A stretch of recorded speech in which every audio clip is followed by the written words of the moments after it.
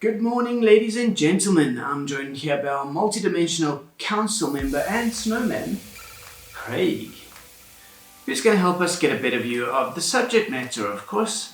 This time of year is always full of new releases. There's a lot of fun stuff to explore. So you can guess what this week's video is about. Frozen 2, maybe? You'd be right, except, well, actually, no. Unfortunately, kids might enjoy Frozen 2, and adults aren't allowed to have fun, so we can't do that.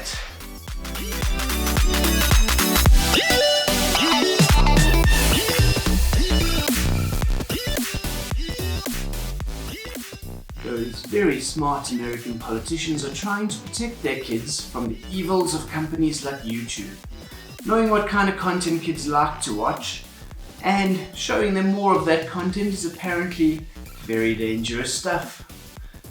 I wanted to get into the festive spirit, show you what December's like in the Southern Hemisphere, where we have both the Christmas stuff as well as the summer holiday stuff at the same time.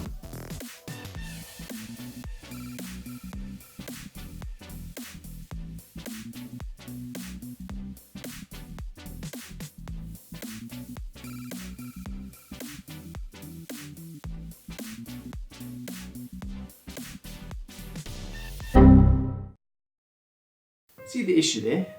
Kids might find this entertaining. Can't do that. But where else can you see a Western style Christmas and summer holidays at the same time? Shh, Australia? You guys are weird. Hit like if you're Australian, or if you're not Australian. Oh well, let's see if Disney has something else to talk about. Something targeted towards teens and adults maybe? They have released a new streaming service called Disney Plus. Spending money on streaming services is a very grown-up thing to do, so this might just work. They've created a flagship show to go along with its release called The Mandalorian. That's right. No, don't play that music, Craig. I know we want to get people in the mood for what's coming, but that'll be copyright flagged, so we can't do it. Damn it, YouTube. Can't we just entertain people? I just want to pay tribute to some of the hard work that these guys are doing to entertain us. And by the way, Disney Plus has only been released in 6 countries so far, and yet it seems everybody's watching The Mandalorian, which is very suspicious, I think. There may be light spoilers ahead. I'll try not to ruin any major plot points, but there is a certain character that we have to talk about. So if you don't want to know, go and watch The Mandalorian and then come back when you're done. And then we'll finish the rest of this video together. I don't have any Mandalorian pops yet, and the 2 versions of Anakin that Craig has over there are definitely better suited to the character review coming next month when the new movie comes out. So, to keep Craig entertained, we have our Flame Trooper over there, who was our first pop that we were gifted. You know who you are, the person who gave that to us. Look what you started. And for good measure, there's a TIE Fighter pilot as well. Both of these characters are very likely to show up in The Mandalorian at some point, so it works. Mandalorians are a specific species in the Star Wars galaxy from a planet called Mandalore, the most famous being the bounty hunter Boba Fett, who isn't actually born on Mandalore. The definition of what a Mandalorian is changed into a multi-species group of well-trained warriors who usually work as bounty hunters or mercenaries or something like that, generally causing violence and getting people to pay them for it. Which of course sets the scene for the new series. It's of course about a bounty hunter who is a Mandalorian and who is very good at what he does. That's all we really know about him so far. So one of the defining features of Boba Fett was, of course, his helmet, and that theme carries through to the new Mandalorian. Helmets and masks are a big deal in Star Wars. If you've seen the new intro that they have, you'll know that too. Specifically among the villains, it is revealed that the Mandalorians do not take off their helmets pretty much ever, except when they're alone or when they feel like it. Does anyone else feel uncomfortable saying Mandalorians all the time? It's kind of a word that feels like it should be Mandalorian in plural. But Wikipedia can't be wrong, right? We have a character. We can't see his face and we don't know his name, who collects sentient beings without their consent sometimes using violence and intimidation in order to make some money. Definitely not a role model. Is that okay, YouTube? Not for kids? We're clear on that? Good. He does seem to be a character for more mature audiences, of course. Both of the pops we have here today have guns attached to them, so I think we're good. Let's take a quick look at some of the adversaries that the Mandalorian will probably face in the near future. There's an Imperial Flame Trooper dressed in white armor, as all stormtroopers are. The kind of stormtrooper with a flamethrower instead of a blaster. Good for planet-side skirmishes, and plants and trees obviously don't stand a chance against this guy. But of course he is still a stormtrooper, so whether he can point the weapon in the right direction or not is questionable. I doubt our anti-hero Mandalorian will have any trouble dealing with this kind of guy.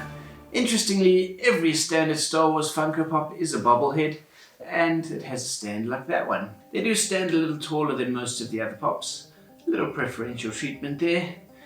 The other pop we have is a bigger threat to the Mandalorian. He will inevitably be found in a space-based battle of sorts. Gotta spend all that Disney money after all. We did see a TIE fighter in episode 6 as well as episode 7, which means they'll definitely exist in The Mandalorian, being set somewhere between episode 6 and episode 7, the movies of course.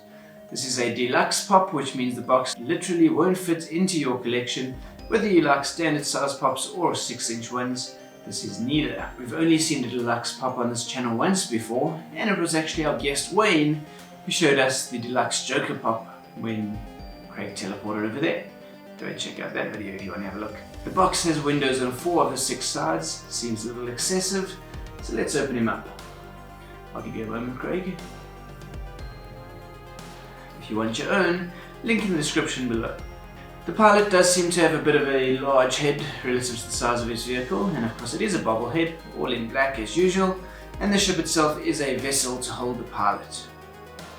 It doesn't seem to be made of the same material as the pilot himself. They may have gone a bit cheap. Nevertheless, it's detailed and looks good, and is a very nice touch. There is a Death Star underneath it holding it up. Very tiny one, I must say. It's safe to assume that the Empire didn't keep all the resources on the Death Star, so it is likely that a few rogue TIE fighters are around in the Mandalorian, and maybe one of these things is going to shoot him out of the sky. I think so.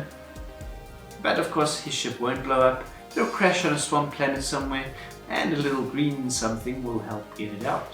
That's just speculation of course, but it does sound really familiar. It's all really dark so far. So what makes The Mandalorian worth watching? Well, there's an introduction of what the internet is calling Baby Yoda. A green infant alien who seems to be the same species as the Jedi Master Yoda from the movies. This little guy shows that the Mandalorian probably has a heart. When he decides to kill more people based on his personal opinion on what's best for this little green guy without having any real knowledge of what's actually going on. So yes, he is really just a bad guy. Let's all root for him. I'm a bit concerned that the show is quickly going to lose its edge. Episode 4 of The Mandalorian was like pretty much any other episodic adventure series. There was a predictable formula and there was no plot advancement whatsoever. It started to feel like Star Trek, except Star Trek did it better. I'm sure we'll revisit The Mandalorian again next season, so let me know what you think in the comments, and let me know where you think the show is going, and then next year we'll check whether you were right or not. Until then, make sure you subscribe so you don't miss out on any of that, and make sure that you participate in the conversation, otherwise we won't know what you think of our show, and we'll just think we're awesome and amazing, which is probably almost as dangerous as The Mandalorian, on a self-righteous mission without any context. So I'm going to go and watch Frozen 2 now. Too bad. Goodbye.